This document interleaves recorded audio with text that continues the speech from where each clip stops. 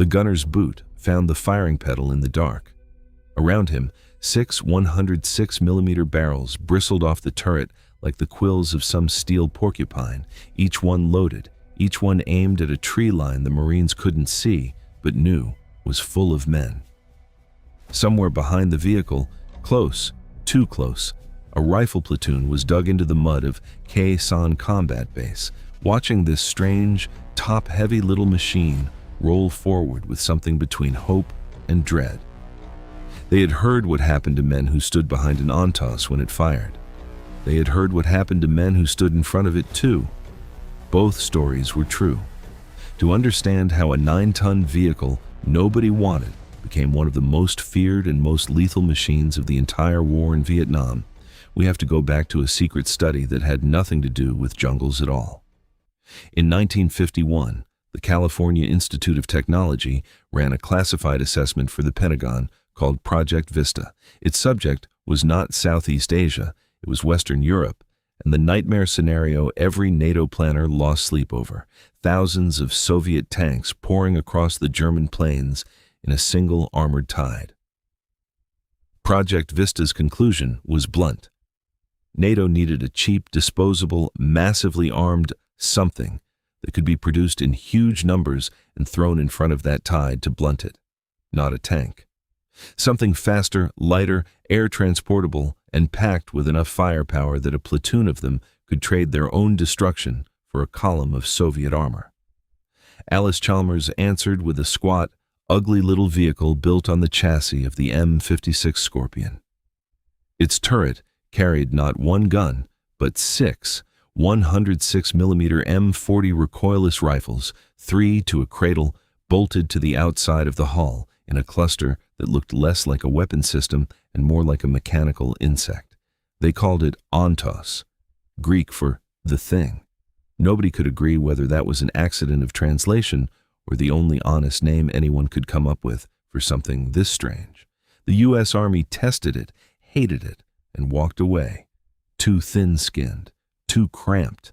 A 3-man crew stuffed into a hull barely large enough for one, and a fatal design flaw that should have killed the project outright.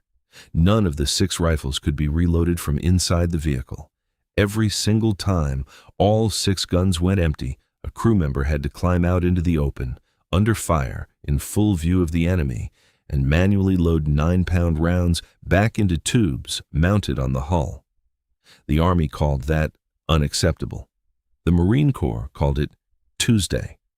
In 1955, the Marines took the entire production run, just under 300 vehicles, and listed it on the books under the driest possible name: Rifle, Multiple 106mm, Self-Propelled, M50. A weapon designed to kill Soviet tanks on the plains of Germany was about to be shipped somewhere it was never meant to go. Nobody in that design meeting imagined it would end up defending a dirt airstrip in the highlands of Quang Tri Province against an enemy with no tanks at all. That mismatch, a machine built for one war, thrown into a completely different one, was about to become its greatest strength. It was also about to make it a coffin for the men who loaded it. Every recoilless rifle solves the problem of recoil the same way, by venting propellant gas backward out of an open breech instead of absorbing the kick. That's what lets a gun this powerful sit on a chassis this light. It's also what turns the ground behind it into a death zone. When a 106mm round left an Ontos barrel, a cone of superheated backblast erupted out the rear of the tube for 50 meters or more. Enough overpressure to concuss a man standing in the wrong place, enough force to kick up a signature dust cloud that told every enemy observer within a mile exactly where that Ontos was now sitting. Marines learned fast never to stand behind one when the gunner's boot found the pedal. Some learned it the hard way, and the guns didn't fire high-explosive anti-tank rounds at NVA infantry. They fired something engineered for a purpose Project Vista never anticipated, the M581 anti-personnel round, known to every Marine who ever loaded one as the Beehive. Packed inside each shell were 9,600 steel flechettes, finned darts barely 2 inches long, small enough to be nearly invisible in flight, numerous enough that a single 106mm round fired into a tree line didn't wound men. It erased them. Survivors described the sound of a beehive round leaving the tube as a buzzing swarm, thousands of tiny wings screaming toward them a half-second before impact. 6 tubes, 6 beehive rounds. Fired in a ripple, one gunner could put nearly 58,000 flechettes into a single kill zone in under 10 seconds. But here is the flaw that gave the Ontos its second name: 18 rounds. That was the entire internal ammunition capacity, 6 in the tubes, 12 more crammed into a hull already stuffed with 3 men, an engine, and a transmission. Once those 18 rounds were gone, someone had to climb outside. There was no interior reload mechanism. There never had been.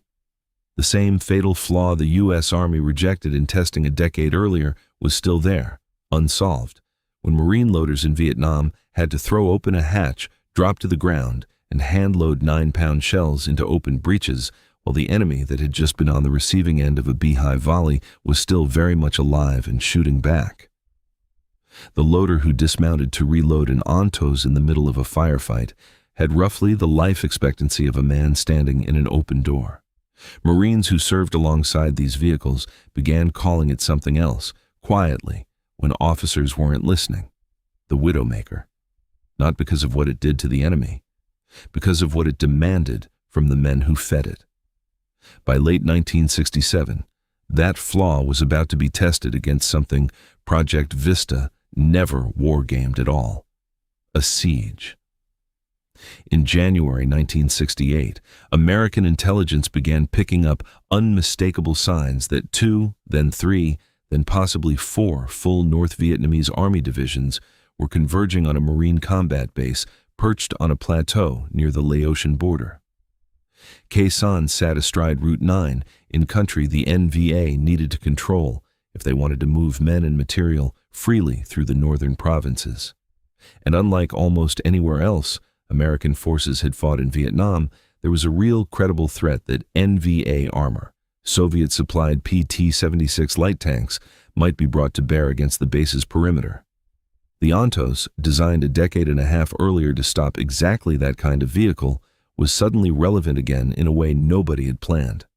10 of them were slung beneath CH-53 Sea Stallion helicopters and flown into Khe Sanh, lowered onto the red dirt of the combat base to reinforce a perimeter that would spend the next 77 days under near-constant artillery, mortar, and rocket fire. The men flying those loads in knew what they were delivering: a vehicle with 3/16 of an inch of floor armor, thin enough that a single landmine could kill the entire crew, sitting inside a combat base ringed with exactly that kind of ordnance. The siege that followed became one of the most intensely covered and most brutal engagements of the entire war. Incoming fire hammered the base daily, sometimes at a rate exceeding 1,000 rounds in 24 hours. And when North Vietnamese infantry probed the wire, testing for weak points ahead of a feared full assault, it was frequently an Ontos that Marine commanders called forward to break the attack before it developed into something larger. A gunner would traverse those 6 tubes onto a tree line where movement had just been reported. A loader crouched in the hull already knew what came next. Spotting round first, a tracer round fired from the coaxial point .50 caliber M8C spotting rifles, calibrated to travel the exact same ballistic path as the 106mm main gun, so the gunner could watch where it struck and correct his aim in real time. Then the ripple.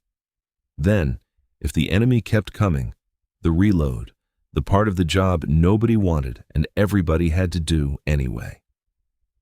This is exactly the kind of story this channel exists to dig up, the ones no camera crew was there to film. If that's why you keep coming back, you already know what to do before the next one goes up. The NVA had faced heavy weapons before. They had not faced this specific combination, a machine fast and light enough to reposition in minutes, carrying enough firepower to turn a section of jungle into a flechette storm, moving from position to position around the perimeter faster than a fixed artillery battery ever could. Marine accounts from the siege describe the NVA developing a specific caution around Ontos positions, reluctance to mass in the open where a single gunner's boot could end an assault before it started. When the Tet Offensive broke across South Vietnam on January 31, 1968, North Vietnamese and Viet Cong forces seized much of the ancient imperial city of Hue, dug into its stone buildings and the fortress walls of the citadel, and forced Marine infantry into house-to-house fighting through streets never designed for tanks. Marine tanks struggled in Hue's narrow lanes. The Ontos, smaller and faster, did not.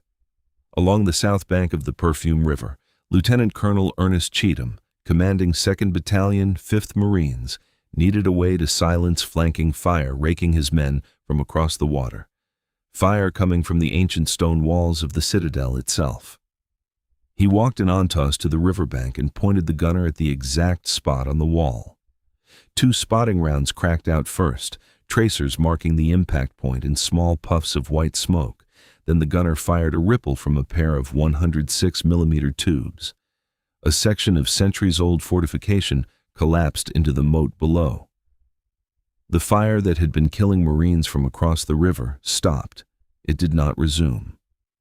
Colonel Stanley Hughes, one of the commanders overseeing the fighting in Hue, would later call the Ontos the single most effective weapon system the Marines had in that battle. Enemy soldiers holed up in concrete buildings, immune to rifle fire and difficult targets even for tank main guns, learned to recognize the distinctive silhouette of an approaching Ontos. Marine veterans of the fighting described enemy troops abandoning fortified positions the moment a single Ontos spotting round came through a window. Men who had held against infantry assaults choosing to run rather than face what came next from those 6 tubes. 3 Ontos were destroyed in the fighting for Hue.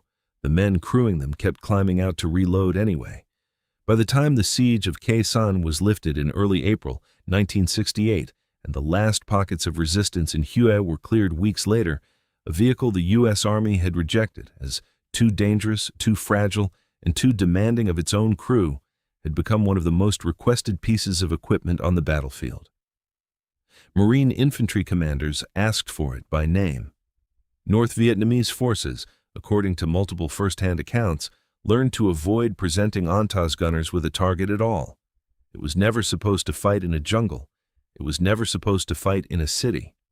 It was designed to die in the mud of a European battlefield that never came, buying time against a Soviet armored wave that never crossed the Rhine. Instead, it was airlifted into a siege, driven through the collapsing walls of an imperial citadel, and asked to do a job no one had designed it for, with a fatal flaw nobody had ever fixed. The M50 Ontos was pulled from frontline Marine Corps service in 1969. By 1970, it was gone from the inventory entirely, scattered into museums, scrapyards, and a handful of collections where fewer than 15 still survive today. It killed more of the enemy per vehicle, arguably, than almost anything else the Corps fielded in Vietnam.